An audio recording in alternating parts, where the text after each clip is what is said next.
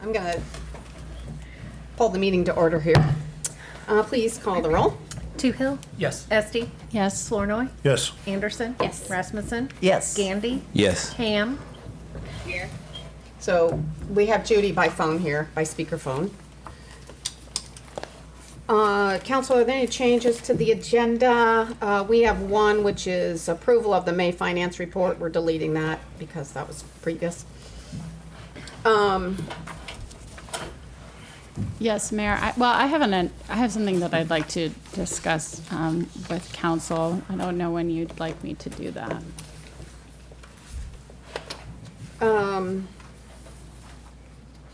Is it related to one of your committees?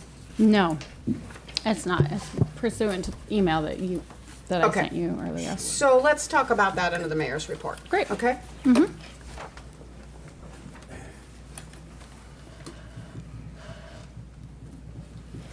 Okay. If nothing else, let's move on to the consent agenda. Approval of the minutes of the August 28, 2023 council meeting. Approval of September 1, 2023 payroll in the amount of $140,465.29. Approval of the April finance report. So that means we're going to get the May next month? Oh, we hope so. Okay. Sorry, I didn't say, yeah, I said we already did that, but no, we haven't. That's coming. Yes. Acceptance of the Carnegie Museum minutes, acceptance of the Economic Development Committee minutes, resolution of employment in the Park and Recreation Department, approval of total claims in the amount of $620,158.77. We had two claims, more than $75,000, one for Alliant Energy for all our gas and electric bills, $89,598.63, and Wicks Construction for Highway 1 in the amount of $302,974. Motion to approve consent agenda. Second. Moved by Anderson, second by Gandy. Any discussion? Yes, Mayor. Although I wasn't present at the last council meeting, I did review the minutes of the last council meeting. I believe a correction is in order in that I believe Dr. Miller Meeks was referred to in the minutes as a state representative. She would be our U.S. Congress member. That would be correct.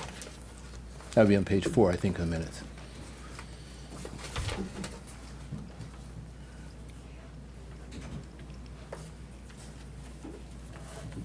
Okay. Yep. Good catch. Any other discussion? You want to talk about the claims? I reviewed all the claims. Everything's in order. There was one claim that had an overage of $2, but will receive a credit on that particular account. I recommend approval. Great. No other questions? Okay, please call the roll. Anderson? Yes. Gandy? Yes, except I will abstain from approval of the minutes of the August 28th council meeting. Rasmussen? Yes. Flournoy? Yes. Esty? Yes. Toohill? Yes. Ham? Okay, great. We'll move to public forum and appearances. Today we have Maxine regarding the turnaround at 116 Cardinal Drive. And so we'll let Maxine speak to this, and we would like to keep this to 5 minutes, Maxine. Okay?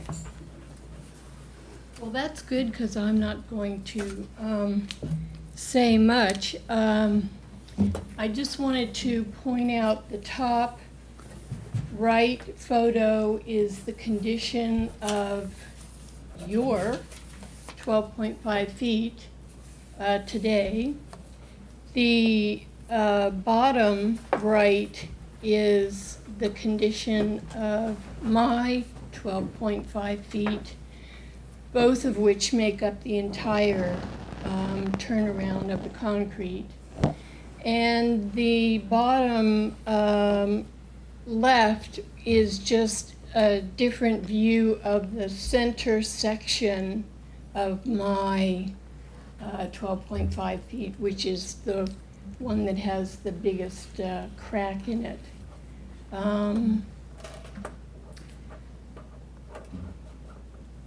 I have been trying to get this repaired ever since I bought this house, which was October 2016, and I provided this time the resolution, which gives many more details and more bases for the situation, and what I'm asking for is approval of the resolution that I submitted, which I hope y'all have done your homework and studied. And does anybody have any questions? Well, I think What resolution? it's at the very end Yeah, it's of attached. her Last document. I have it here pages. too. Oh, there. I was here. I got a handout. I'd like to go back and mention that previously, John and I had a meeting with you, and one of your requests was to go through the process to try to resolve this. And we went to committee, we went to full council, there was no action. I think, John, we have no documentation that it's actually city property. So I don't know, John, you want to weigh in on anything, and then we'll just ask the council if they want to take action. Well, Maxine's right that she's been trying for this for years. My mic, sorry.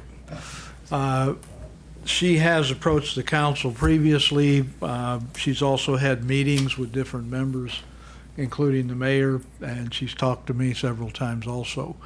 At the open council discussion, I was asked to express my opinion, and my opinion was there was no legal basis to do what she requests, and that the precedent for it, as far as the repair of the strip, which from my recall of the history of this was that rather than have an enlarged cul-de-sac over there at that end of the street, the width of the street plus that strip was the solution for emergency vehicles getting to that end of the block. And there wasn't a problem until this was cracked, basically the way that I recall it. Next year will be 30 years. This has not been in your street system for inspections every 5 years and or repair, what have you. That 12.5 feet is the legal right-of-way which the city owns. When I purchased the property, that's the only thing I was told, is that the city owned that first 12.5 feet. And I had absolutely no idea that the city thought that one little property owner should be responsible for that 25 by 40 foot turnaround, which was put there precisely because it's the end of the street. And there's some code somewhere, which I have not been able to find, which says that it has to be there because it's the end of the street. So my legal position is that it was not disclosed to me that I in any way had responsibility for getting it repaired, which it definitely needs. And what my resolution is asking is that you all take it as part of your city street system for maintenance and repair and snow plowing in the winter, because you don't do that. You just plow right up in front of it. So if I have cleaned anything off, I have to plow through that. So it just is wrong that one little property owner should be responsible for repair and maintenance of this turnaround.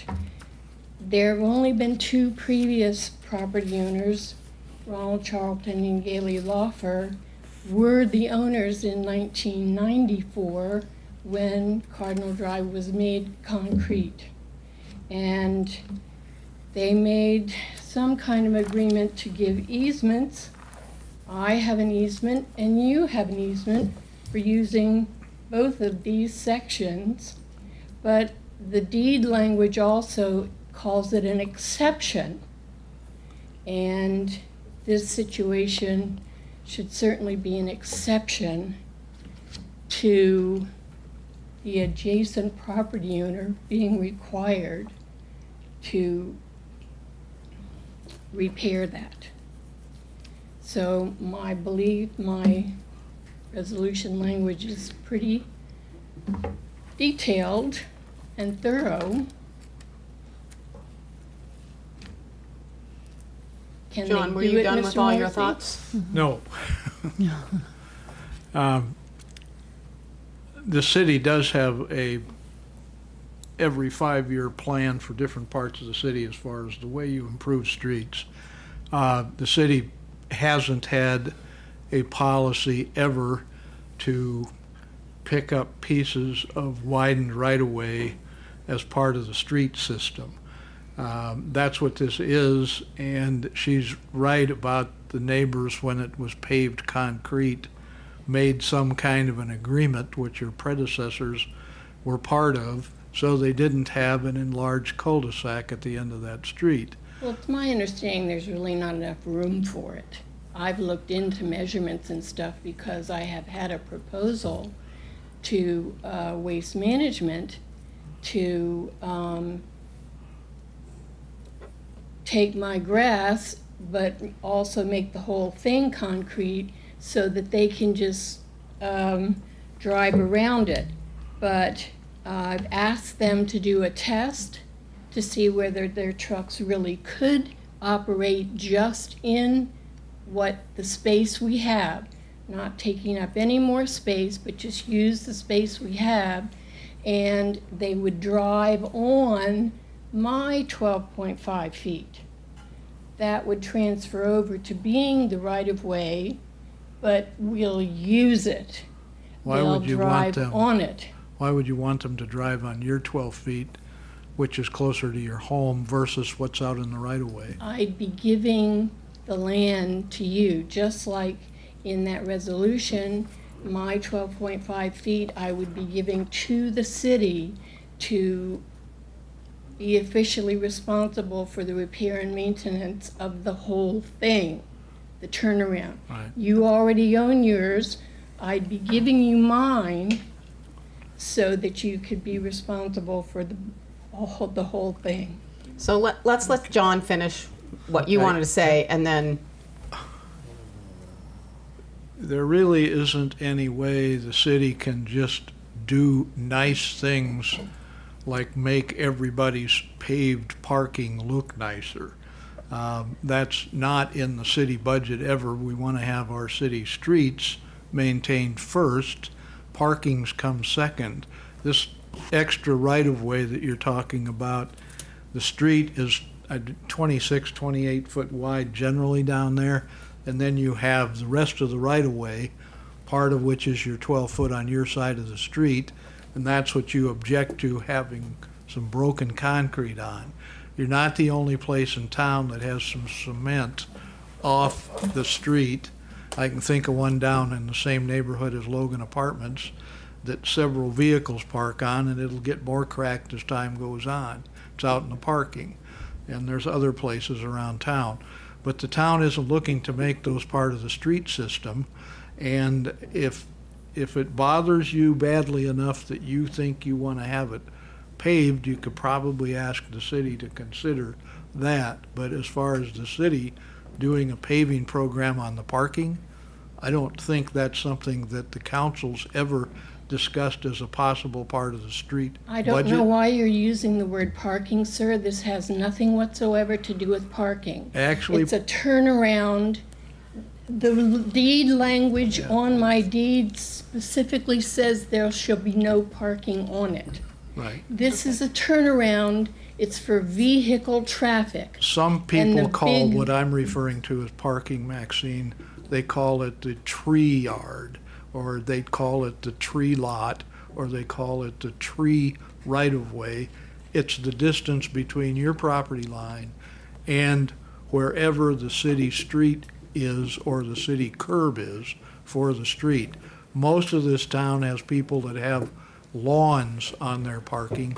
Some of the parkings that I'm referring to, or the tree lot, or whatever you want to call that area of right-of-way, Either they have grass, they have gravel, they have cutouts with places to park that are probably partially paved, and some of them are paved.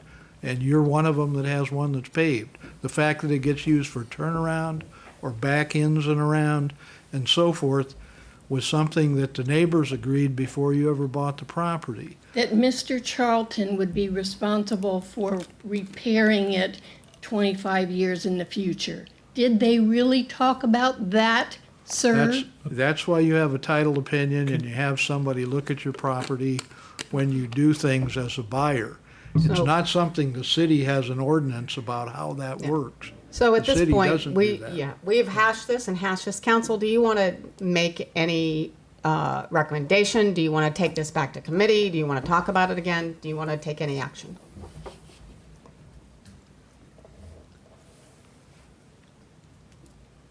Did you have a question, Doug? Sorry. I did want to ask John to clarify a point that Okay. I think I understood it, but I wanted to make sure.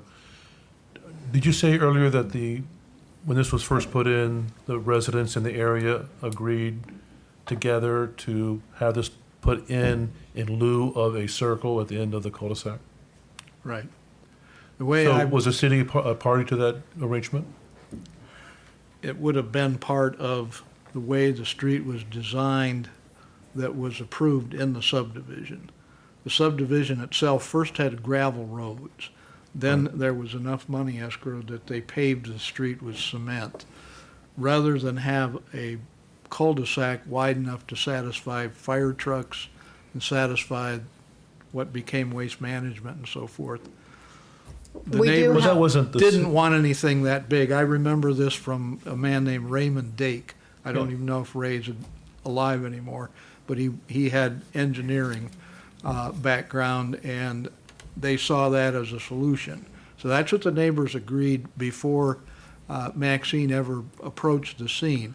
I don't know what was represented to her at the time she bought the property, but at the time she bought the property, I don't think the back-around was cracked like it is now.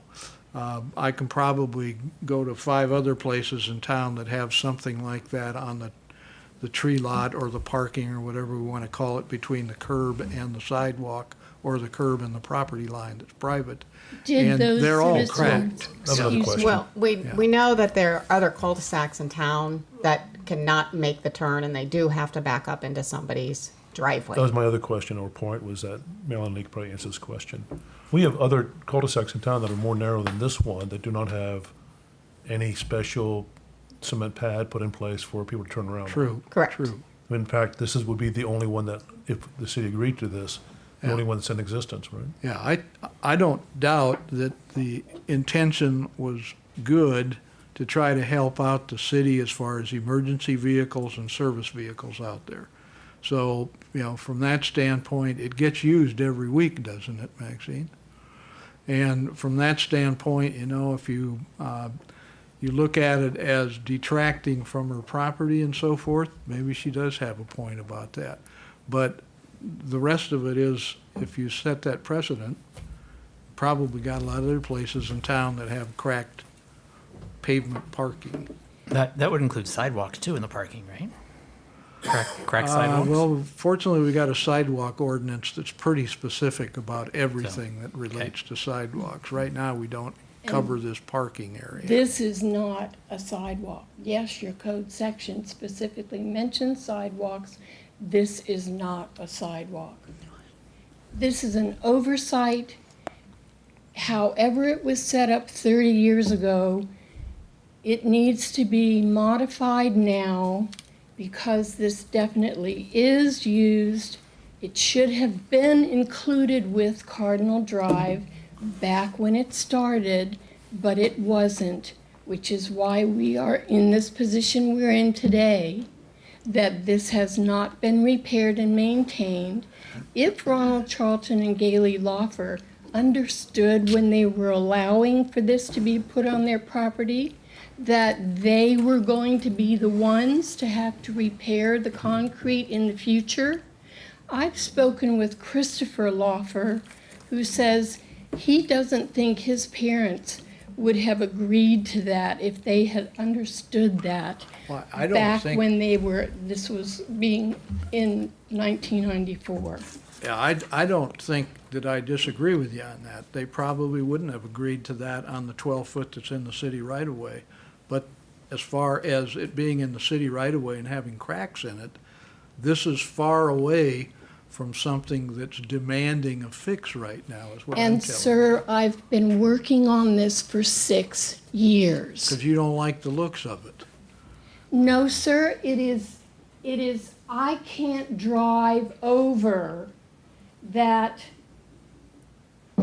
those cracks, all those cracks, I can't drive over them. The mailboxes are at the end of this turnaround, and I can't drive from that first section over those to come beside the mailboxes to check the mail. It's You up mean and it's a down. hazard? Council, do you want to take this back to committee? Let's try to resolve this. Are you recommending property committee or? which Well, to committee? me, if it's going to go somewhere, probably property committee. Yeah. The only other thing I'm recalling, and I think you can correct me if I'm overstating this, Daryl went out on behalf of the streets department and looked at this previously the way I remember it, as far as the condition. And I don't doubt that it's gotten worse since Daryl was doing the looking, but it wasn't recommended for addition to the streets repair program. So that's the other thing I recall. Okay, It's so been is bad there ever any since I action to started. take this to committee? Does anybody want to move to take it to committee? I would move to take it to property committee and have property committee come back with an official recommendation to council on whether to take action or not after review of the ordinance and the site. Is there a second? Second. Okay. There's a motion and a second. Any discussion? Not, please call the roll. Anderson? Yes. Rasmussen? Yes. Flournoy? No.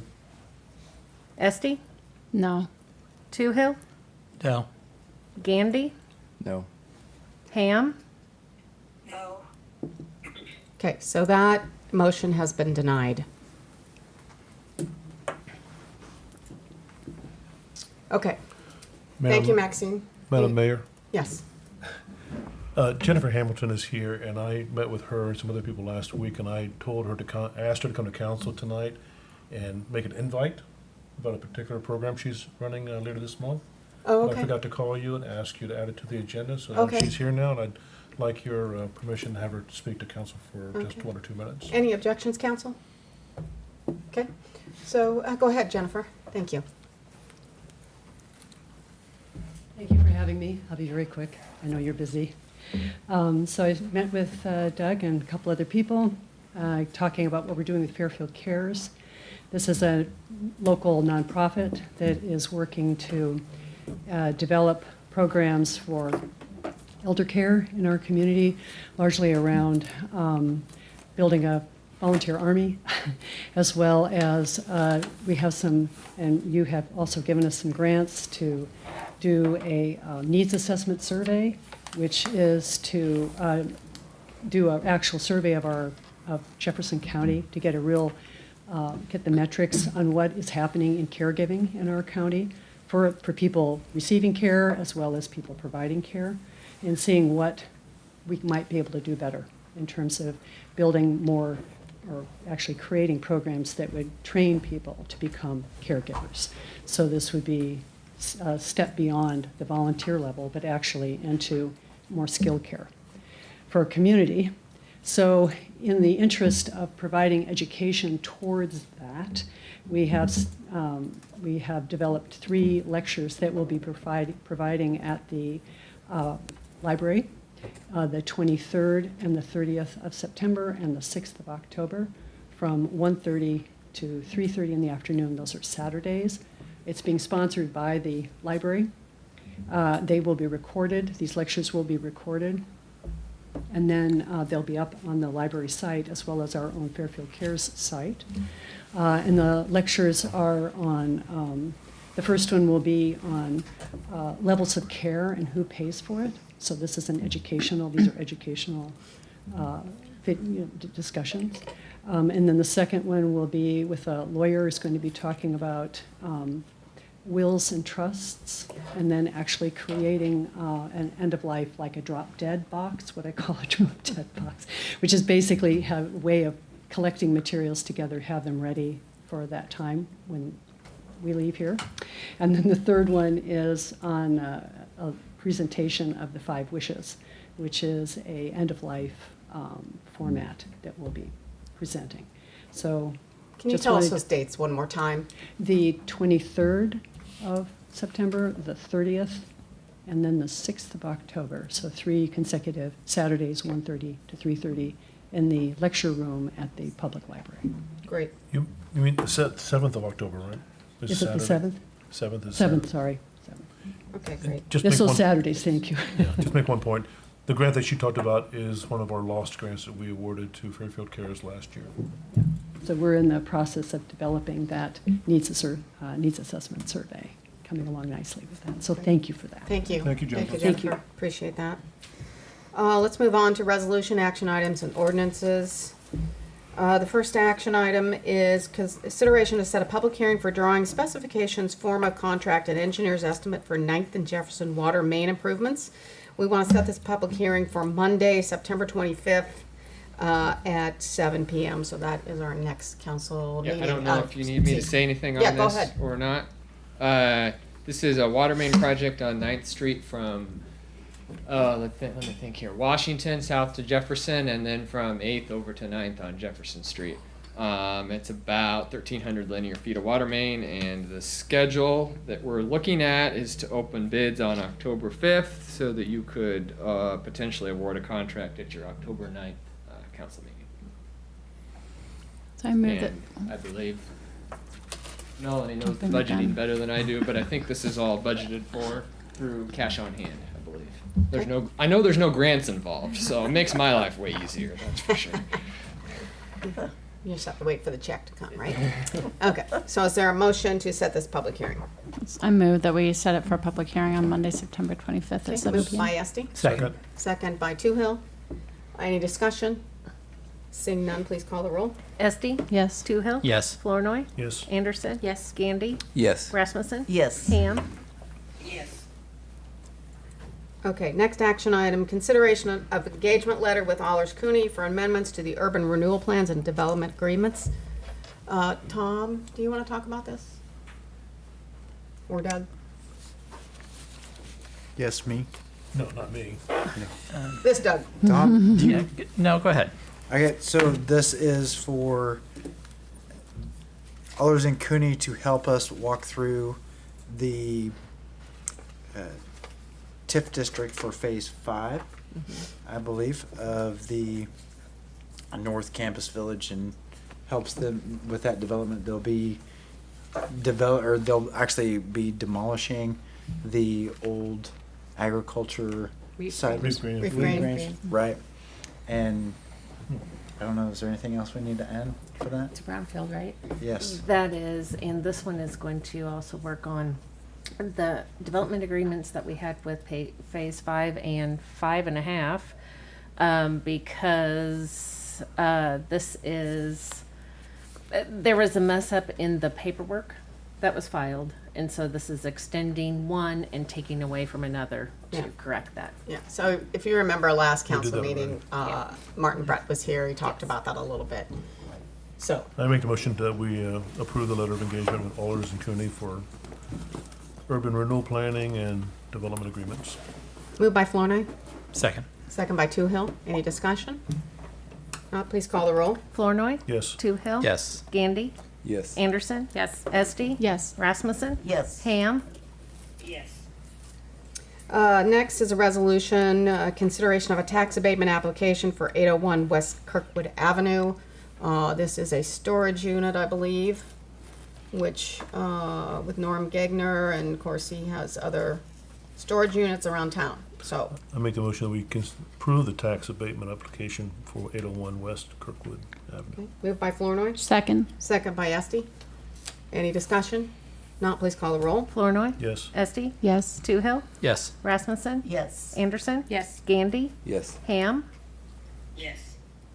So we're going to have two resolutions. We'll vote on these separately, but this has to do with land acquisition and easements for Crow Creek Bridge project. The first one has to do with the Pohren property. John, do you want to say anything about these two before we vote on them? You're used to getting resolutions that are what I call 6B resolutions. You had dozens and dozens of them on the step 1 and step 2 projects. They always have a bunch of language in them about how you've strived to do due process. You've had public hearings, you've had discussions and redrawings of things and so forth. This isn't that kind of deal. This is pretty straightforward. We have a 28E agreement with the county. Melanie and the county engineer have been working this thing out. The DOT's also involved, aren't they, Melanie? Well, they were years ago. Yeah, so anyway, the bridge needs to be replaced. You have 2 parcels out there that are necessary. Each of these resolutions has some language in it about us dealing in good faith with the owners and so forth, but this hasn't been done under threat of condemnation. So you have a different kind of resolution compared to the 4-pager that I usually spring on you for the step 1, step 2, step 3 kind of stuff. So this pretty straightforward. The attachments are what you're agreeing to. The Pohrens, we're going to pay them $4,000. The Osby Corp., which is the Parkview site, is a bigger strip. You've got 3 different kinds of things going on there, and it's a $16,800 total purchase. So those 2 things are what we need as far as the land acquisition and easement acquisition. And you do it this way, we don't have to have any other hearings on it and so forth. So. Okay. So the first one, again, is for the Pohren. It's $4,000 for a permanent easement. Make the movement to approve the easement land acquisition for Crow Creek Bridge from Pohren. Moved by Flournoy, Second. second by Rasmussen. Any discussion? Seeing none, please call the roll. Flournoy. Yes. Rasmussen. Yes. Anderson. Yes. Gandy. Yes. Toohill. Yes. Esti. Yes. Ham. Yes. So the next one, again, has to do with the Osby property. It's $16,800 for temporary easement, $6,000, landscaping and trees, $5,200, and sign relocation and some landscaping of $5,600. So that's down there at the nursing home. So moved. Moved by Gandy, second by Anderson. Is that right? Okay. Any discussion? Yes. I just want to point out, because this was a condition of the 28E, is one reason for this being so extensive is we are relocating the drive for Parkview. We're moving it to the east side of the property. So they are losing the trees that they have along their driveway, and then they have to relocate their sign as part of that process. And it's going to help with sight distance on the bridge, help them access their property during bridge construction, so it does benefit the project as well as safety in the area long term. Great, thank you. Yeah, I think there have been some accidents down there on that corner, so making that further apart is probably a good thing. Okay, so we do have a motion and a second. Any other discussion?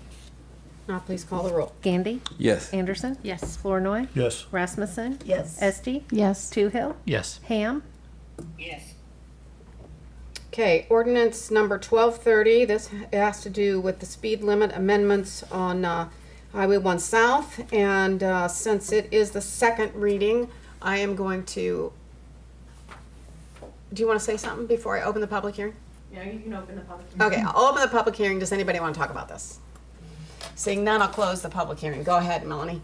Okay. We would ask the council to consider waiving the rules and passing this through to the final reading tonight. The reason being, DOT would like to proceed with putting the signs up on this. As a reminder, what this is doing is changing the speed limit on Highway 1 basically to 35 miles an hour through from the bend in Highway 1 around the 600 block of South Main all the way through the roundabout. puts the 45-mile-an-hour zone near the interchange, and then 55 after 227th.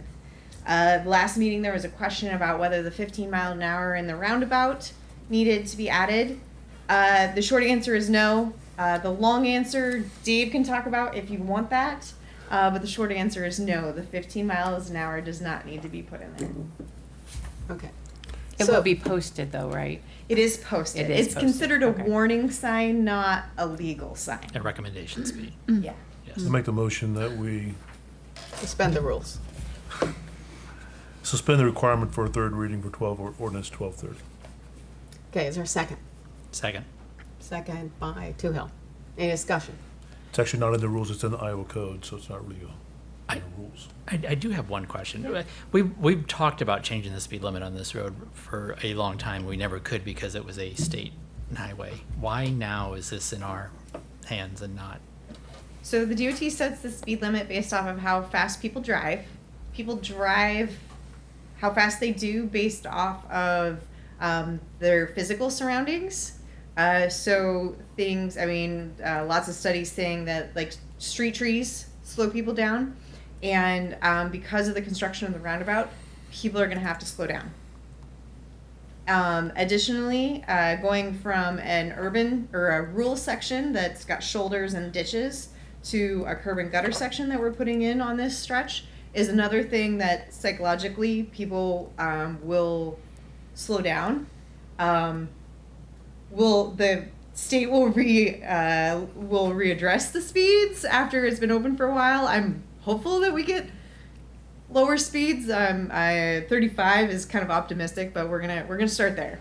So, this is a long stretch for people to really pick up speed, but they'll have to slow down by the time they hit the roundabout. So, But the state can change this if they so choose. it still has to go through us, but Okay. it's kind of a suggestion Okay. when it comes from the state.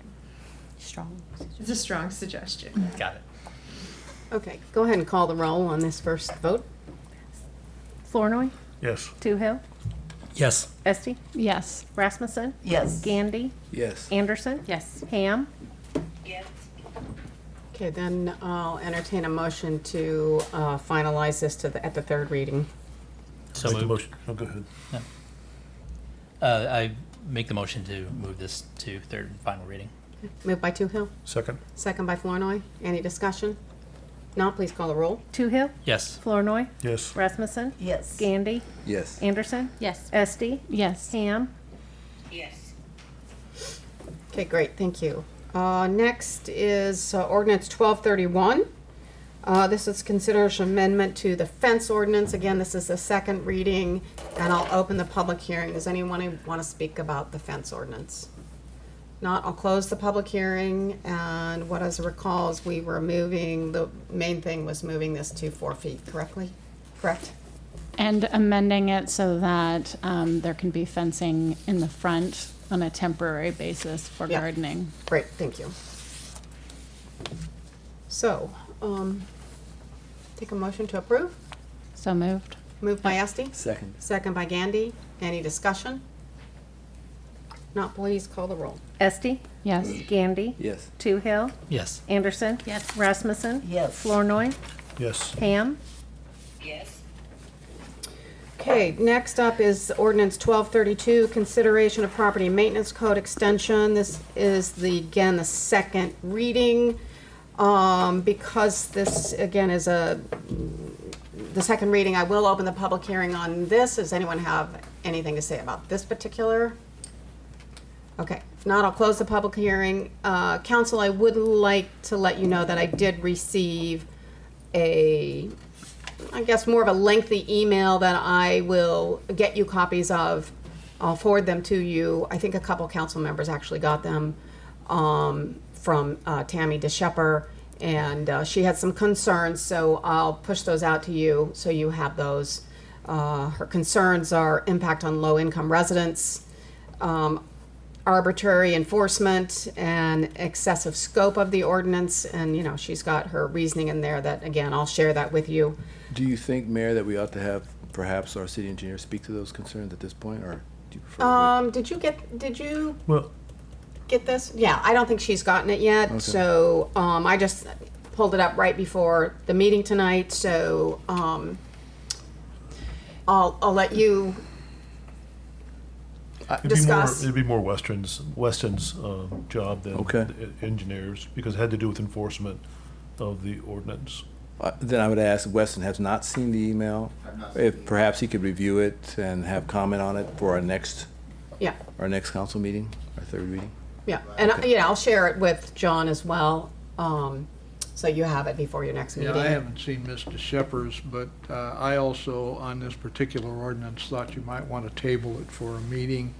I got wind of an Orange City lawsuit that affects cities' abilities to do inspections, and it also reflects on 2 federal court cases that are in the same area, and I want to be sure where we go. I also think that our ordinance maybe could have a few things added to it that would reinforce against that kind of lawsuit, but we don't have in there right now.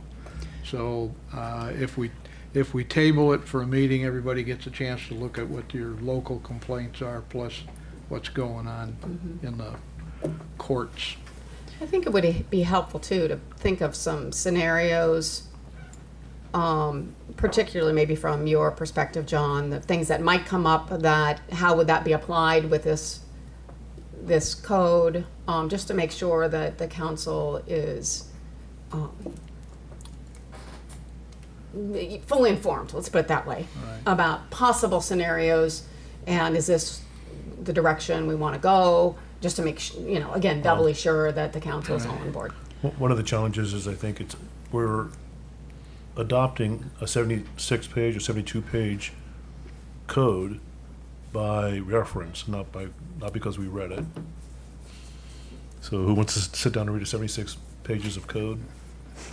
Well, hopefully you will between now and the next meeting. So, when this came to the property committee, and Melanie did read it, and she did redline it, and told us where the changes were, because this code we have already adopted. It's just that this is the newer iteration of it. So I don't, there's not to say that we shouldn't take more time and, be more thorough. But I'm also curious to know if people are mainly concerned from the landlord-tenant side, or if people's concerns are around the fact that it's now going to apply to owner-occupied. Well, the email addressed low-income individuals who might be targeted for enforcement and won't be able to meet the financial requirement or burden that the enforcement would incur on them. Yeah. And the other part of the email centered around discriminatory practices that might be carried out by city employees or elected officials in applying the code. So that's assuming that city officials are discriminatory. Right. Okay. Okay. Just telling you what she said Right. in the email. Right. Okay. Yeah, so we'll pass that around. So what is your pleasure? Do you want to table this for a time? Or do you want to move to the second reading? This would be moving it. So that's We still have To one more the reading, third. and I invited Tammy, is that her name? I invited her to come, but she's in Seattle at a meeting, so Okay. I invited her to come to the council and express her point of view. Okay. So she can do that at the next, in 2 council meetings if we decide to table it for 1 meeting. Okay. And we could table it at this meeting or at the next, correct? Correct. We could just Well, table we it. can move it to the 3rd reading, and then we still have 1 more reading to go before we adopt it. And if we've already had it in place, and there's no evidence of any discriminatory practices by the city or employees. I would think we could table it, not table it, move to the 3rd reading if there are the votes there for it, and then at that point, once we get additional information, perhaps Tammy will speak or someone else, then we can decide to table it at that time. I'll move it from the 2nd to the 3rd reading. I'll second that. Okay. Any further discussion? Dawn, does that give you enough time also to do what you want to do? Yeah. If we move this?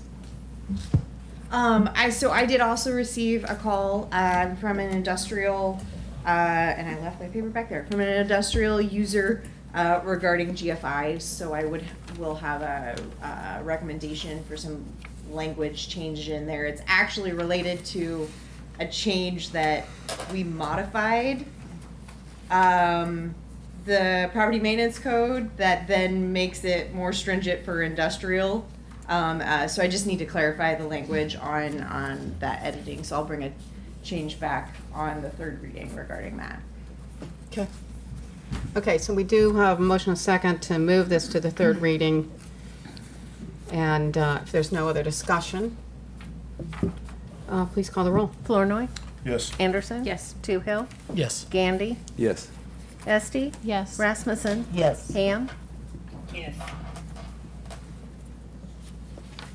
Okay, next ordinance, again, this is the third and final reading for consideration of amendment to the ATV/UTV regulations. And this is just bringing this up to state code. I'll open the public hearing. Does anybody want to speak to that? Seeing none, I'll close the public hearing. And council, do you want to pass this through the third and final reading? Motion to approve ordinance 1229. Moved by Anderson, second by Rasmussen. Any discussion? Please call the roll. Anderson. Yes. Rasmussen. Yes. Esti, Yes. Gandy, Yes. Toohill, Yes. Flournoy, Yes. Ham. So under board and committee appointments, these are really reappointments. Rebecca and I have been going through, and because some of the different committees have different months in which their appointments officially end, we've got several of them. They've all been sometime this year.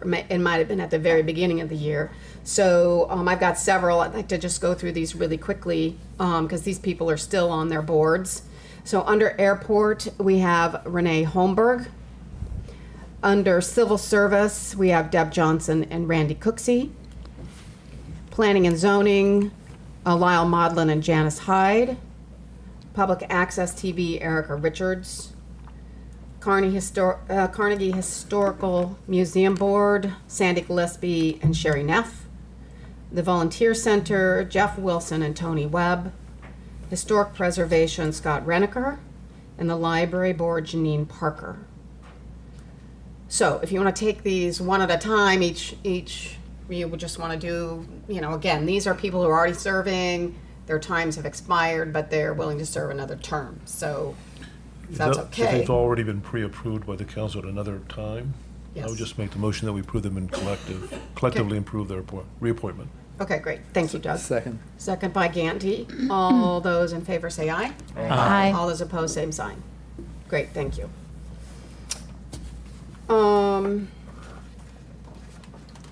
At your station, you also have an Alliant site lease agreement. If you recall, Doug and I have spoken that there's been conversations with Alliant about possibly putting a solar array on city property out by the airport, property south of the airport, across the road. And so they sent a agreement for us to review at the end of last week. And so we would like to, again, refer this to property committee to review it and bring it back a recommendation to full council. So yes, it's many pages, and so we have reading homework. I would make the motion to move this lease agreement to the property committee. Second. Okay, moved by Flournoy, second by Esti. Any discussion? I have one question. go ahead. Why do we own the property? Is it to protect the airport airspace? Okay. Yes. All right. And just so you know, Bob Lyons has been in contact with the FAA about all of this, and they have given approval. I mean, they don't have any issues with it. Okay. So, and we could have Bob come also when it's appropriate, when it comes to council to. All right. It's going to be similar in design to the ones you see around town already, isn't it? I assume so, but that's an assumption on my part. So, yeah, so we'll have more information. But, yeah, so, okay, so we've got a motion, a second to move this to property committee. All those in favor say aye. Aye. All those opposed, same sign. Great, thank you.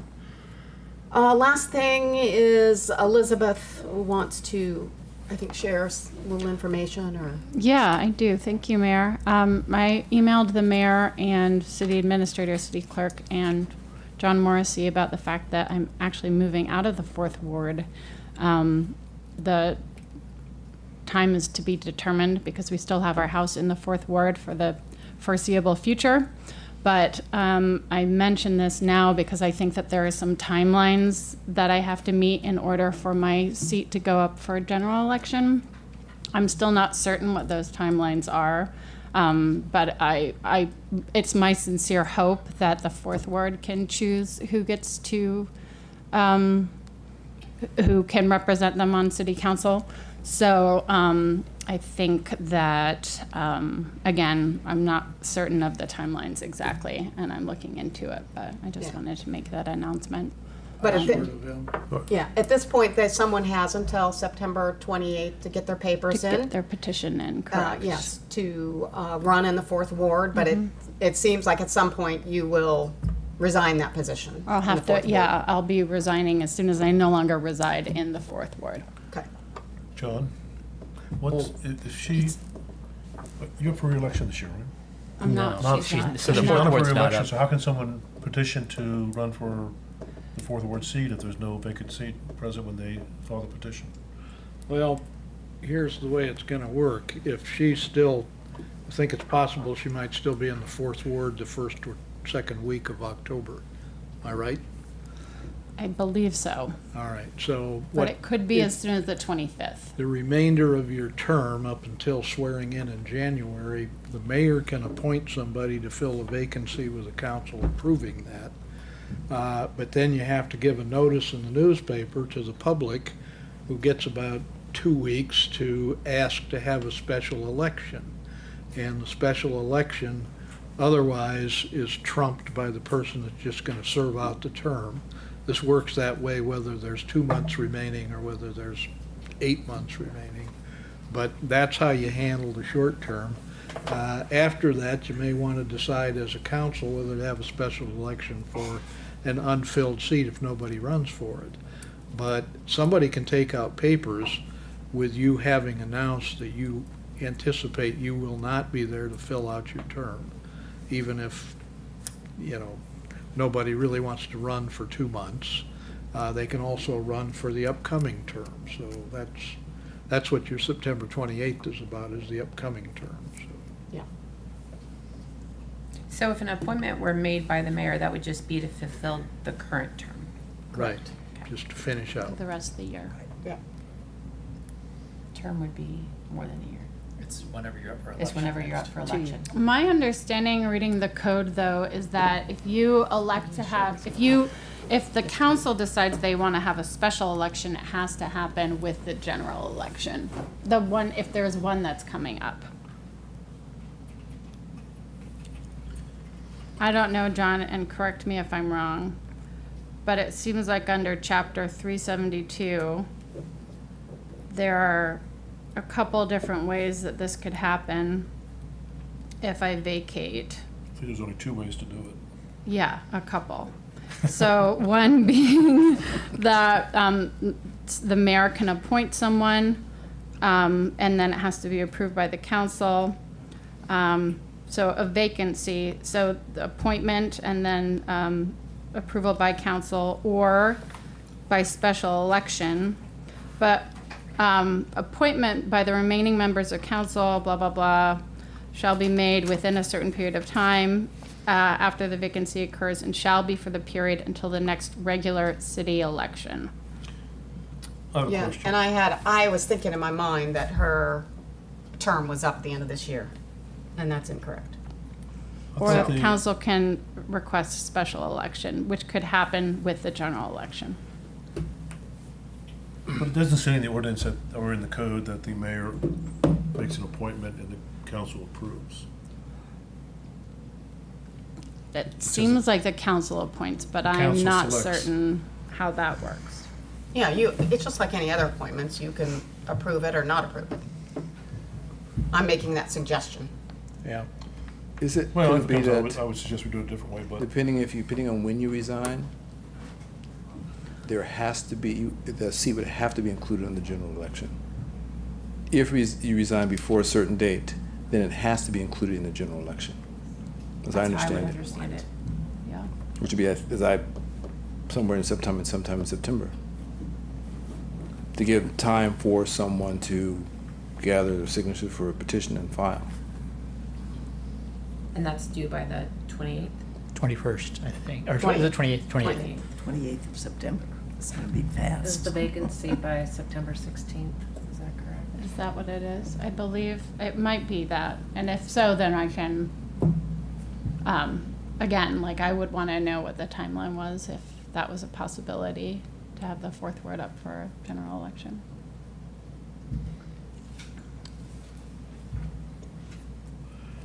My suggestion that the council ratify the mayor's appointment, I've done this in 2 or 3 other towns where somebody had to leave for one reason or another on the council, is that there's some case law that it's presumed that if the council confirms the mayor's appointment for the short term, that they've opted not to do the alternative, to choose to have a special election.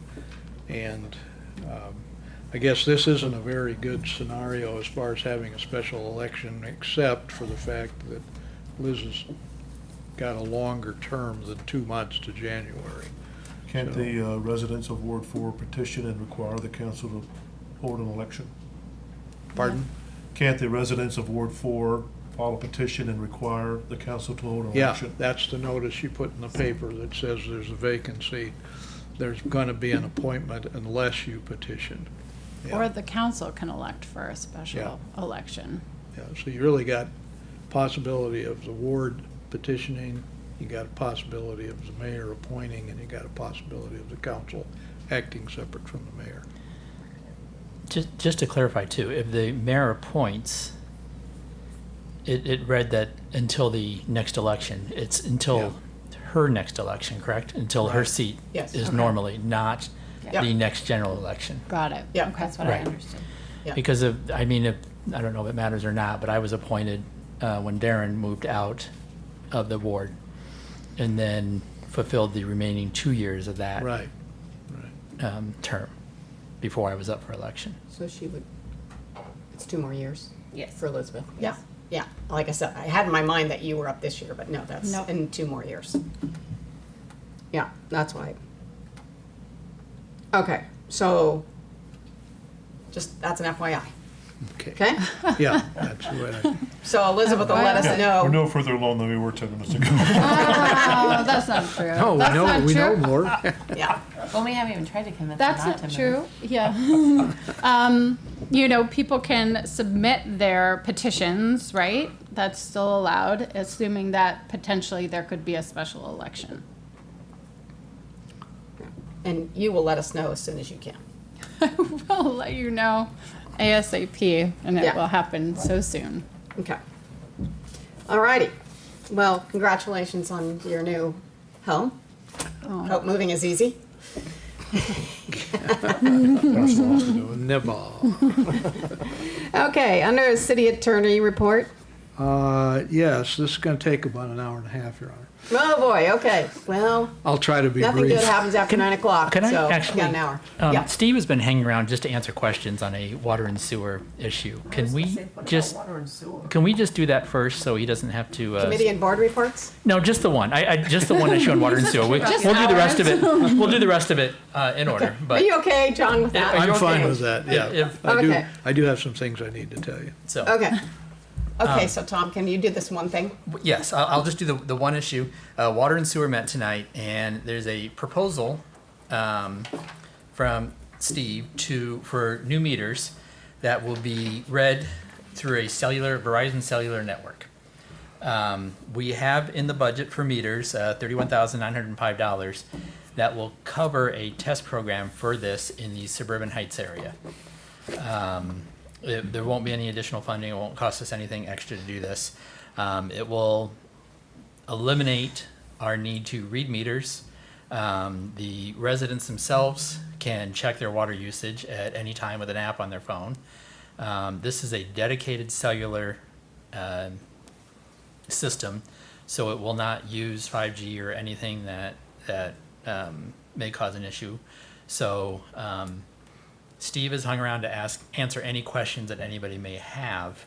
But Water and Sewer made a recommendation, wanted to make a recommendation to council to move ahead with this test program in the Suburban Heights area, which we do have a council member that lives in that area. Will be able to attest to how this is going. So these are not smart meters. Is that what you're saying?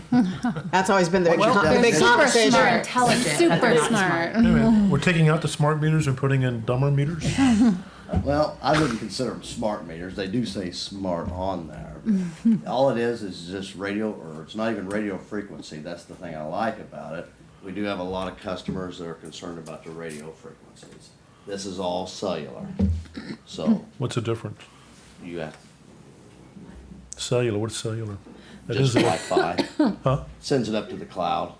That's electromagnetic And then it goes radiation. right back to the girls up It's the top. same thing. That's Yeah. 5G or EMF. Different frequency.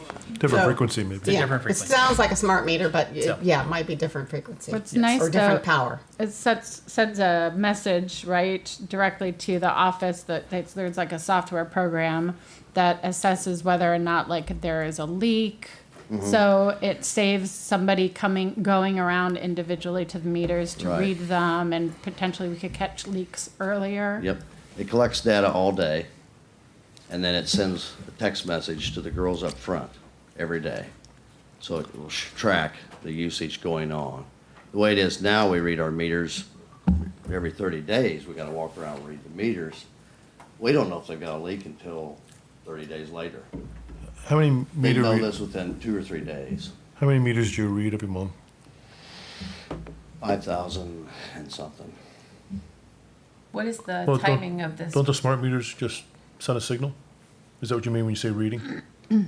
These meters, No, the ones that are installed now. no, No. no, no, no.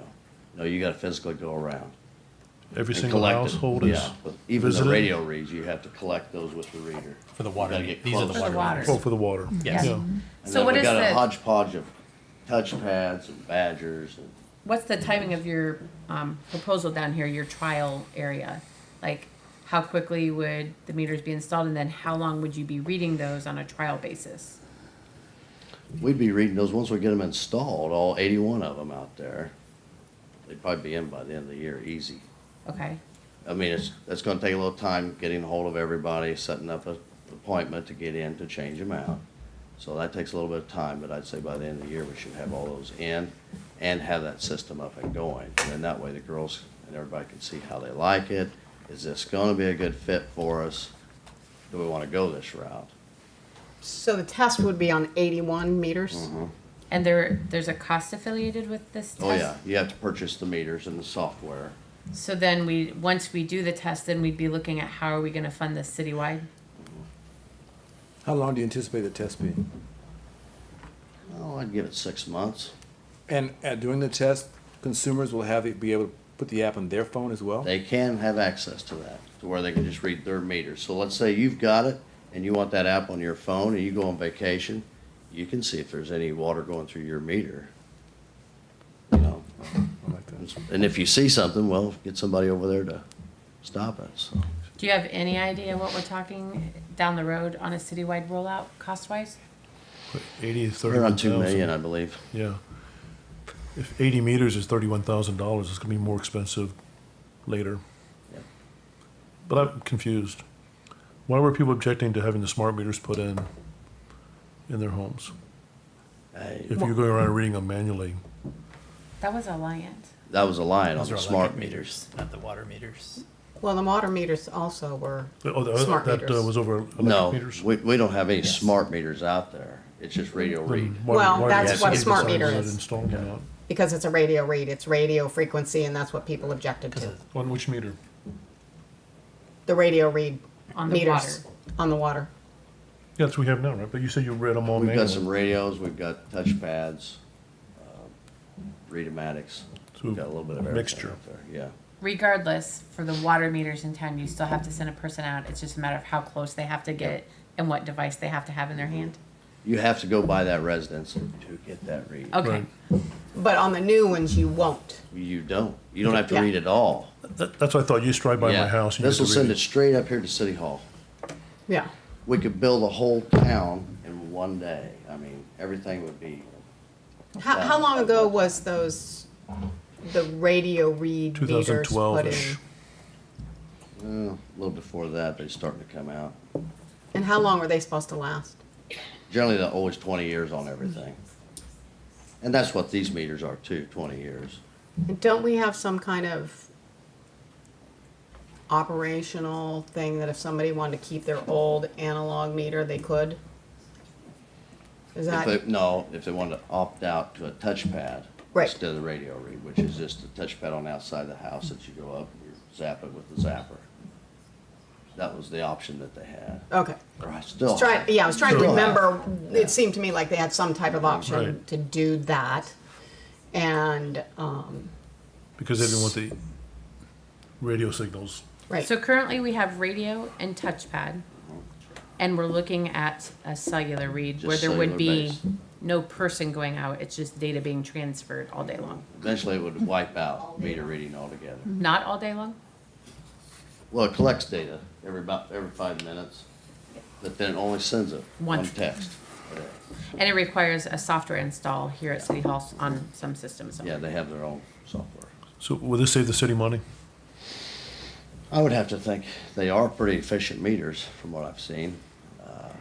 It'd be nice to get a lot of them updated because they go down to 1/30th of a gallon. So they will collect a lot.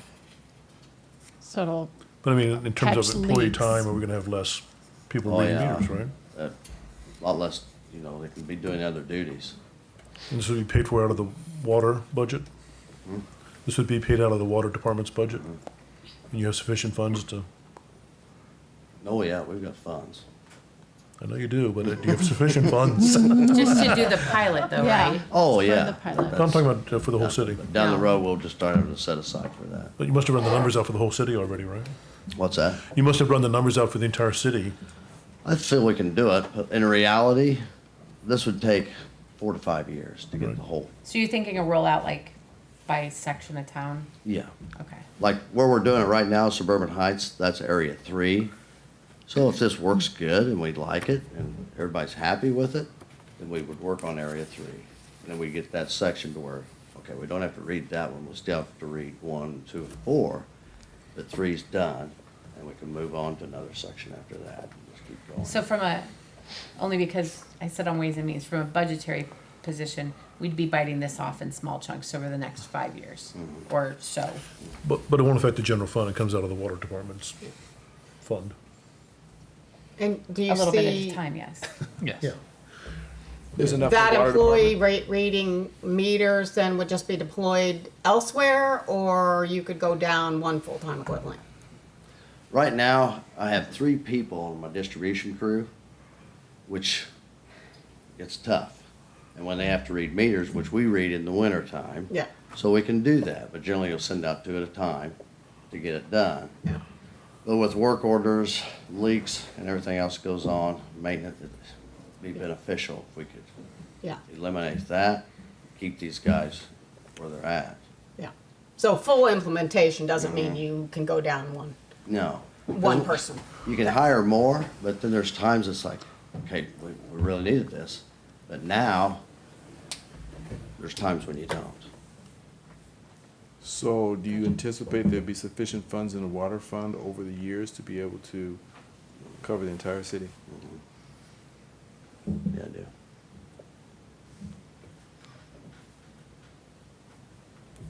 And committees looked into this and Yep. We talked about it this evening. So you're asking us to vote to approve the initial purchase of the 80-some meters? And the water and sewer would recommend that council would approve. that motion from down there? I would Yeah.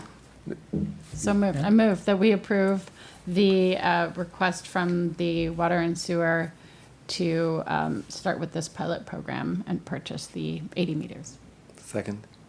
Okay, it's been moved and seconded to start this pilot program. I only have one other question. Can people opt out of this as well?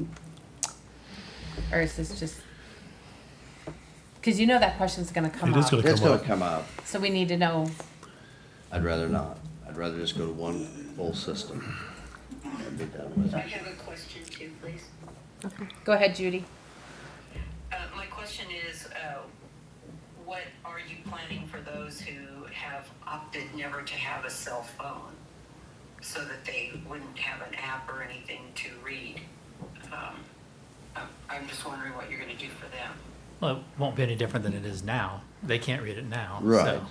Only the girls uptown would be able to monitor that meter a lot better too. Okay. There'd be alerts on it. I understood you to say that people would have an app on their cell phone. They can have that. There is that option. It's an option. Yeah, it's an option for the homeowner to be able to have access if they want it, but they don't have to have it. They can't log into a website, put their account number in and see it. Yeah, they've got their own account number. Normally they No, can but aside from support- an app, if they went to the library and used the computer, could they log in and, I don't honestly know that. I maybe they could, we don't assume know. they could, but I can't honestly answer that. Right. Okay. Okay, there is a motion and a second. Any other discussion? Not, please call the roll. Esty, Yes. Gandy, Yes. Anderson, Yes. Rasmussen, Yes. Toohill, Yes. Flournoy, Yes. Ham. Yes. I have Alrighty. one other question. I'm sorry. Are you gonna like write a letter and let them, since there's a pilot, how are we notifying them that, other than the news covering? We'll have to start getting a hold of them and getting something lined up to let them know. Okay. This is what we're doing. We're updating our meters. This is what they are, you know. And we'd like to run this pilot program, see how you guys like it, how we like it. Okay. Well, you can pretty much guarantee there are going to be about half a dozen people or more in this town who are going to be researching the heck out of this. Oh, yeah. And looking for all kinds of issues. Mhm.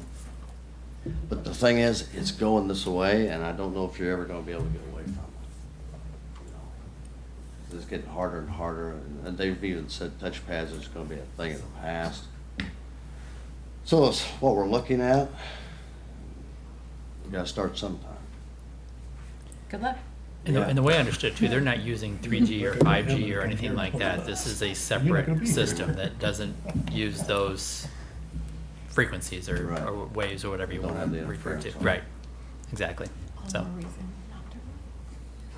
Okay, all right, thanks for hanging Thanks, out. Steve. Yes, thanks for Thank staying. you. you didn't have anything else to do tonight? No. So, and you're home by 8:30. We're close. Okay, so let's move back to the city attorney report. All right, I was kidding. Not gonna take an hour and a About half. the hour and a half. I knew you'd all breathe a sigh of relief. Did you want us to start a timer? Start a timer, yes. Tell me how bad it was. I want to report to you on a couple of nuisance matters. We did file a lawsuit on Michael Goodman at the 604 North B. That suit, there's one hitch in it that's a technical thing that I've got to sort out as far as service of process on this man down in Florida. We've got the paperwork back from the clerk. We have this set up electronically with our court system here. I'm not a Florida lawyer, but they have some things we can do similarly down there, so we're sorting it out between the sheriff's department and a private process server as far as the next step down there and whether we can do it electronically. We haven't got that fixed yet, so it's filed last week. It's not served yet this week, but it should happen in the next few days. We have the Penny Lane building, which is the old Penny's building on the corner of the square across the street south from the old Iowa State Bank. That building's been the subject of nuisance proceeding for the last year. Weston and I have had regular meetings with the owner. There is a Board of Adjustment hearing coming up in the next few days, the first part of next week, about a proposal to fix their roof. And if any of you are interested in that, I don't have my notice from the Board of Adjustment, but is it Monday night or Tuesday night? Monday night, okay. So if any of you are interested in that, there will be a discussion about an issue we have under our ordinance right now as far as the height of the building and a way to do a roof that has a gable to it that makes it, I believe, what, 7 feet too high? It's 14 foot above the current height. Okay, so we have a variance. We have a little bit of flexibility for what, 4 foot above the parapet or something like that? The parapet is allowed to be 4 foot above the roof. All right. This is like 14 foot above. All right, so it's gonna look different if we allow the gable. And notice has gone out to the neighbors, and it's published as far as a notice of the Board of Adjustment. But this is a possible way to fix the roof. In the meantime, they've also, as far as the ownership, asked if they could submit something in the alternative, but we haven't anything else that I'm aware of from another roofer, have we, Weston? Flat Roofer has contacted me from them. I don't know what their proposal was. I don't know if the owner has accepted it or anything like that. They just call asking questions. All right, well, we're gonna see the owner tomorrow morning, so if this Board of Adjustment thing doesn't go through, we'll try to let you know that it's canceled because they got a different roof plan. But we don't know that for sure. That's been promised in the past. So, all right.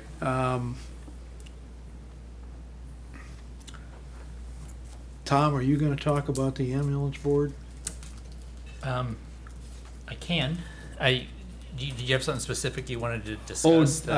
I'll tell you my 2 cents worth, and then we're gonna have one more ambulance board meeting before there's a new ambulance service. And we sent a letter off to the attorney for care. We told him that we're sitting on a pot of money between 3 entities that have already paid money in because of the mediated agreement last spring. The attorney said he would hurry up and get us information from the care execs, and so they could support the payouts, which is about $10,000 a month since last January. We haven't, Vanessa Willman and Chauncey and I talked a letter through. Vanessa sent it to Steve Ort, the attorney for care. We've been provided things from the hospital emergency room group. We've been provided things from the dispatch center at the law center, and we have our information on what we think got missed. We haven't really been shown the proof from Care Ambulance yet. We're supposed to have a meeting of our 28E board again later this month before we do a turnover and exchange between the two. We were really hoping we'd get something done so we could do some proposals at least of what we would pay out of what will be about a $90,000 pot at the end of this thing. After our last, second to last, the Midwest ambulance, we had issues with injunctions. The ambulance before that, we had issues with whether money was owed them.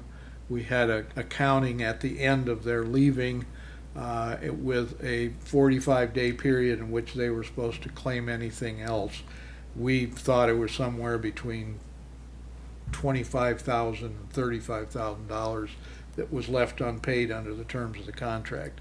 That particular lawsuit turned into a claim of $285,000 by the time we tried it for a week in district court. So these things are better settled if possible. We were hoping if we made payments that CARE wanted to have happen right away, that they would sign off on full release on the contract. We would then move on to the transition with Jefferson County and have this thing behind us. I don't know what the disposition's going to be with our ambulance 28E board meeting next, but we don't really have anything more out that we can put on the table with Mr. Ort, the attorney for care, than we've already done. And we said, you know, get us the proof and we'll get you some money. And that's been the conversation since our last discussion about this at last council. It's also been the understanding with the 28E board for the ambulance service agency, and I don't know what's going to come next, but we'll only have about 12 days after our next ambulance board meeting to get that done.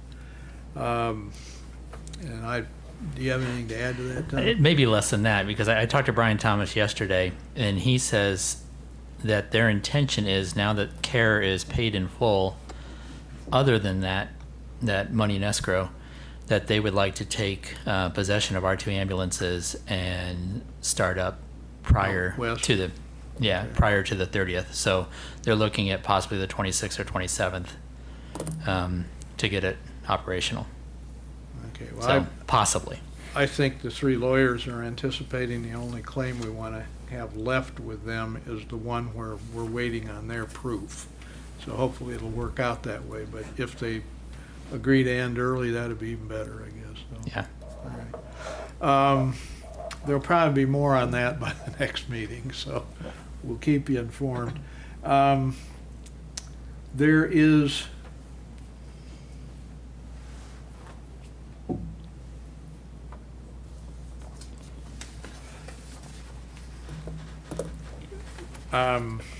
we had commentary on this property maintenance code extension. There's a reason I suggested you table it also. There's a there's a lawsuit against a city out in western Iowa, Orange City, in Woodbury, Sioux City District Court, Woodbury County. And the district court judge out there ruled that Orange City's inspections ordinance takes advantage of the owner because of certain gaps in the ordinance. And I want to make sure our ordinance that we're updating, also probably a review of our rental code inspection ordinance, doesn't fall into that pit. The district court for Woodbury County said that it's unconstitutional under the Iowa code, unconstitutional under the federal, because of the gaps in the way due process is afforded, and that they should have been handling administrative searches very much like criminal law searches, which is Fourth Amendment rules with probable cause shown for why you would need to go into somebody's dwelling, whether it's rental or otherwise, is the issue. That case is based on a Portsmouth, Ohio case where they struck down an ordinance and enjoined the city from going any further with its inspections program, and also Zion, Illinois case, which Zion, Illinois got out ahead of the game a little bit, and by the time they were enjoined and saw it coming from the U.S. District Court in the Ohio case, they cleaned up and put in due process procedures in their ordinance. So while one lawsuit was being resolved and appealed, the other lawsuit resulted in a town updating its ordinances and so forth. But I think we're probably going to be looking at more of this happening in Iowa. I'm trying to follow the Orange City matter because it will probably be appealed. I haven't been able to talk to their city attorney yet, but I want to be sure whatever they had missing, we don't have missing in our ordinance.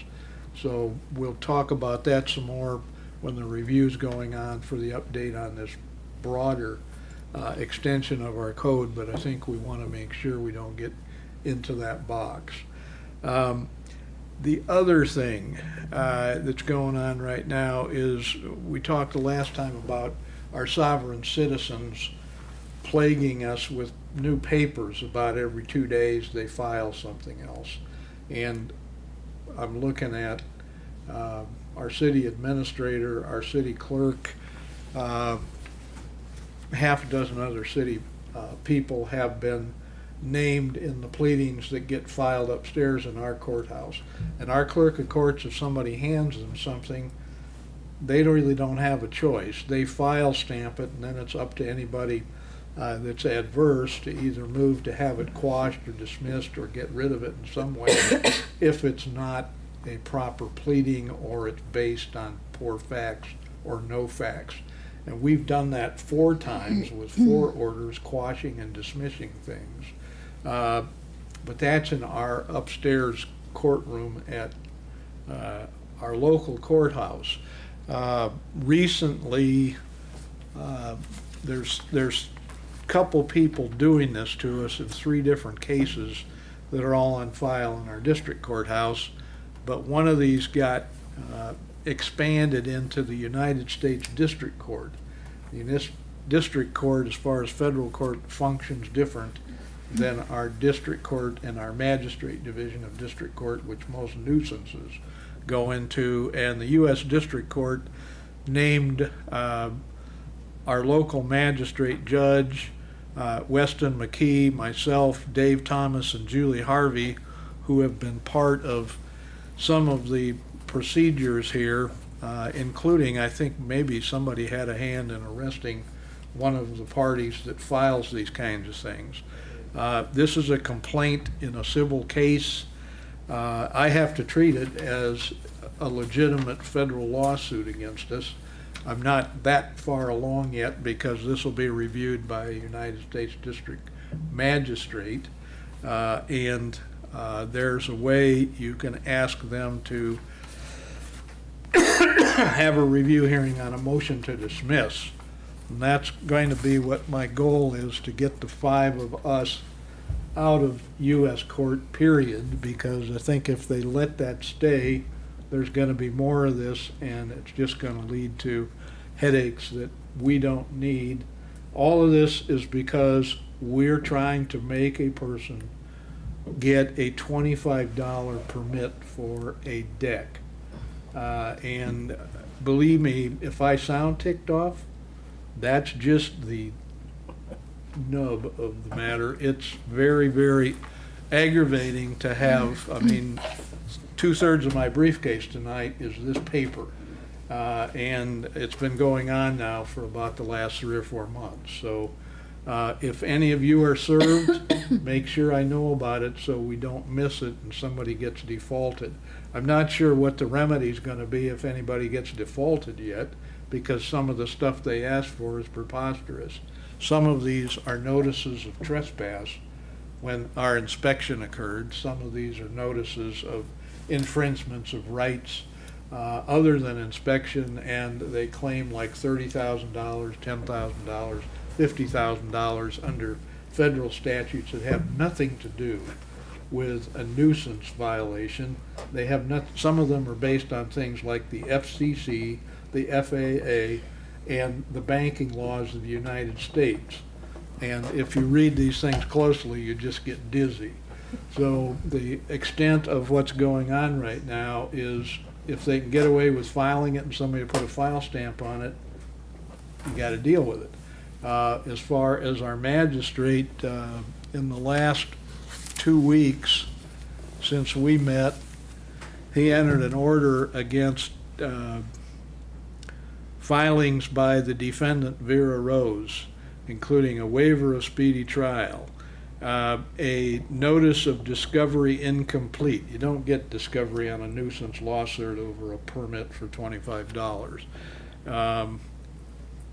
Notice of chancery court rules concerning divorce. I don't know what that has to do with anything. Motion for discovery continuance. Again, the magistrate, he dismissed all of these. That's just in the last 2 weeks. So for right now, if this thing proliferates into federal court, I'm probably going to have to communicate with ICAP. I don't like to communicate with ICAP. ICAP, they'll enlist another team of attorneys that do more federal court work than I do. I've admitted to federal court, and I've done federal court about every 2 or 3 years throughout my life, but I don't like being in federal court. It's a different kind of system. It's a different jury possibility, and the judges, if you're in there, you're probably going to get stuck in there. So if we can get it dismissed before it's in the actual district court system, which right now the complaint requests that they allow to be an official proceeding in the U.S. District Court. And at this point, if we can rebut that and say that this is a game that's being played by a bunch of sovereigns, and show them what's happened down here, which we have 4 things being overruled in the last 2 weeks, and we had 4 separate motions and quashes and dismissals in the 2 months before that. Hopefully the federal magistrate judge will get the drift of what's going on. But at this point, I can't emphasize enough, if anything is served on you, make sure we know about it, okay? When does this reach the level of harassment or interference with official acts or duties? Well, I believe the county attorney's office has been researching that, haven't they, Liz? Mm-hmm. Because I remember reading a story about some people who were doing this out in Colorado. They went to jail for a long time, some of them.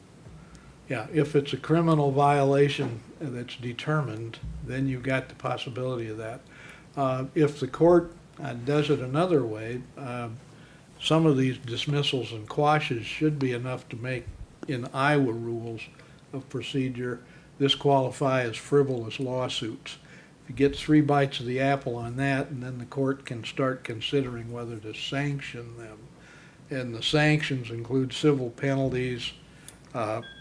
You can actually, the civil penalties can be up to $1,000 per violation. Part of the problem here is I'm not sure any of these people have resources.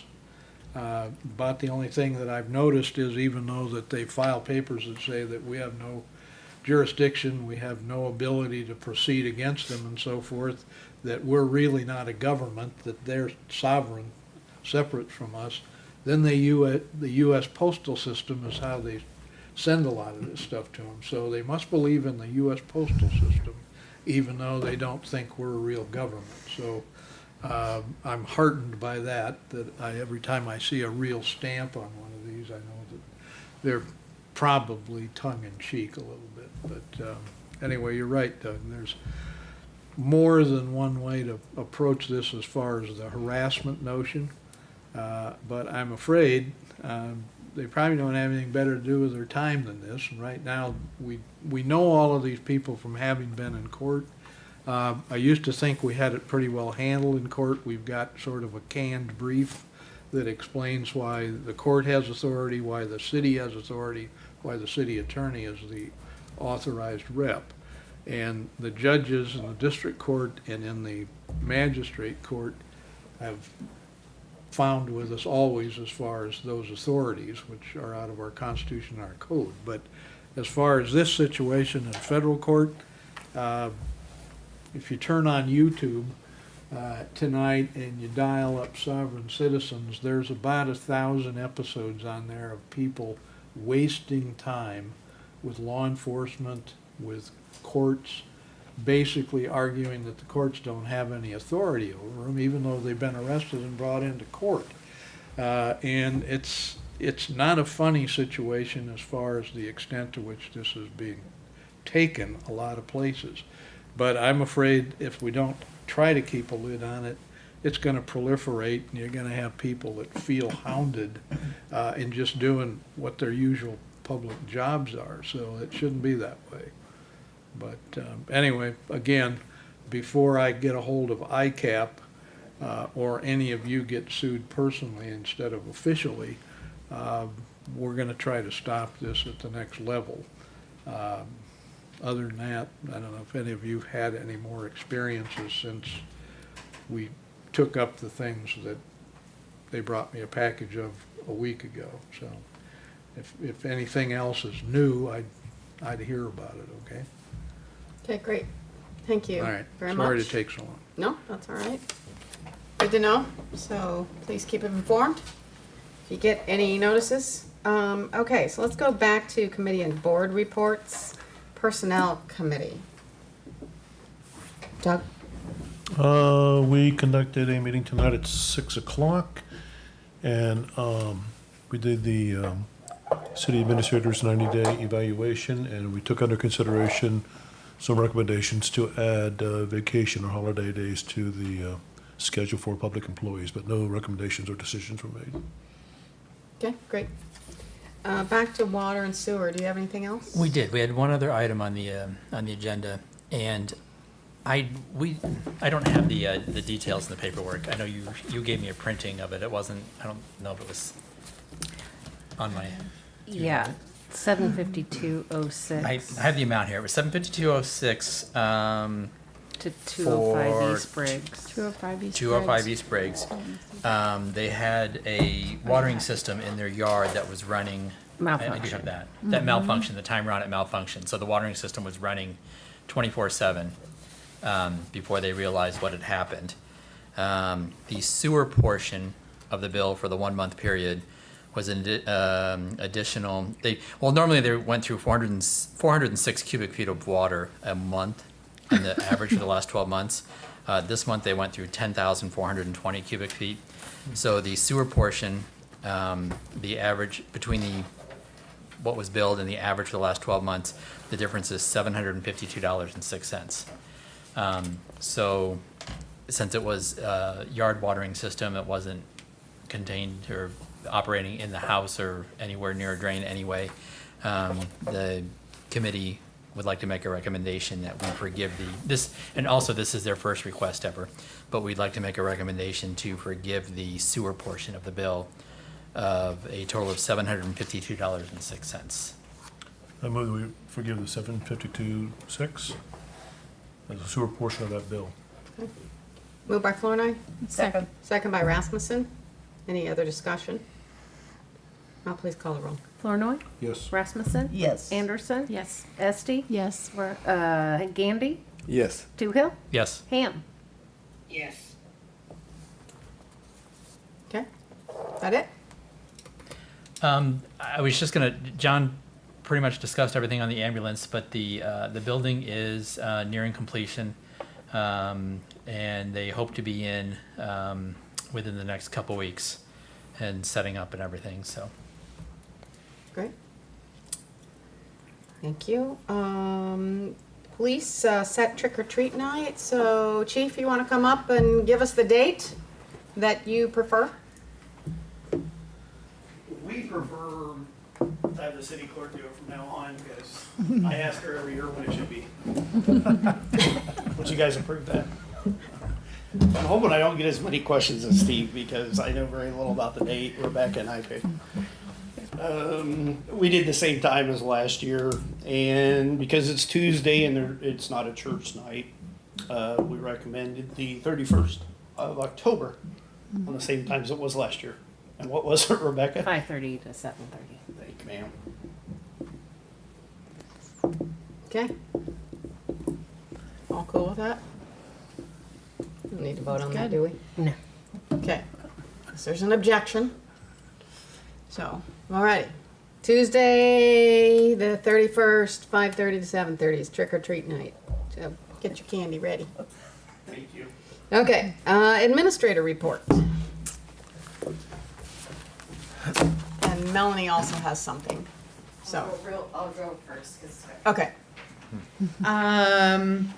Even though you guys have already approved street closures for not for homecoming, but for Kids Day and the car show, a reminder to everyone that Fairfield homecoming is on Friday of this week, and then Kids Day is Saturday, and then the car show is Sunday.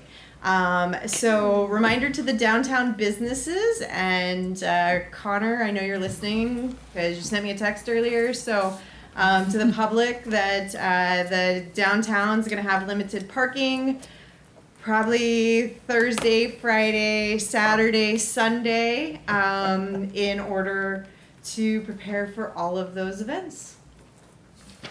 There's also a street closure tomorrow, North B and Kirkwood, is that right, for water? Yes, thank you. You're welcome. Yeah, that was like a couple weeks ago that we made that announcement. No, that was last week. B and Kirkwood is going to be closed down starting tomorrow. I would encourage everyone to plan for their morning commute. I told the school district to plan for it for morning pickup. It'll be closed through Wednesday afternoon. Probably be open for going home traffic on Wednesday, but the school traffic should plan on it being closed on Wednesday as well. So Will that's there B be a in Kirkwood. Will there be a bypass on Kirkwood to get out Pleasant Plain Road or not? You'll have to go down D Street. Oh, D. Okay. Yep. It's on B. All right. Gotcha. Yeah, it's on B, so you have to go down. Yep. I guess, and if for Right. campus, you'll have to go Highway 1 out and around. So I'm gonna piggyback on what you said with regards to Friday for homecoming.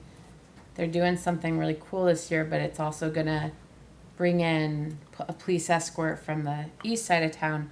The cross-country team is running a football from Keokuk to Fairfield. And they're gonna, when they get to town, there's 14 varsity runners. They're gonna come from out by like the Overland area with a police escort, it's my understanding. And they're gonna run it in Business 34. They're gonna run it into town on Business 34 with police escort. So they will be running from 5 a.m. They're leaving Fairfield at 5 a.m. to start running at Keokuk. And they'll be running the ball from Keokuk to Fairfield. And then with a police escort on into town. They asked police escort. I made them promise we didn't have to run with them. I was a little concerned at first when I saw. Don't you have Jared some guys that Belzer. need to pass PT Like, this? you don't want us to run with, no. No, they didn't want to supply oxygen for us, so we'll just be escorting. Yeah. It's kind of cool. They're running from Keokuk to here. How many miles is that? Over 70. Yep. I was gonna say, whose idea was that? So they're gonna try, so the way it was explained to me today is they're gonna have 3 vehicles, I think a personal vehicle and 2 school Suburbans, and the whole team's gonna be with the ball the whole way. So there'll be 1 Suburban in front, 1 Suburban behind, and then another car. I can't remember, maybe the coach's car or something. Anyway, there's 3 vehicles and there'll be a runner pegged between 2 of the vehicles the whole way up. So Is that gonna be a relay? it is, Yeah, they man. relay the backpack with the football in it. Got it. That far. Yeah. So. Wow. So if you guys are around, it's my understanding like 1:30, 1:45 is when they're hoping to hit the edge of Fairfield and then run it on into town. So the ball will be at the homecoming parade. Yep, so homecoming parade starts at 2. Kids Day parade starts at 10. Anything else we talked about today? It was a long day. Okay. All righty. Fun weekend. Okay, administrator report. Well, Weston and I met with FIDA earlier about 504 South 6th, and we were discussing all the different options that we could do with this house that we had received. And we're actually we need to get together hopefully sometime this week or next week to present an RFP, a request for proposal, some of the different options. We had quite a lengthy discussions of what we might be able to do as a city and what the council may like for us, or for what this council would like for the city to do with that piece of property. So we'll be presenting all of those things, but it's just we've got to he's busy, I'm busy, and we're trying to get it all together. But we'll get that as expedited as we possibly can to get that property resolved. But then what do we do with other properties in the future?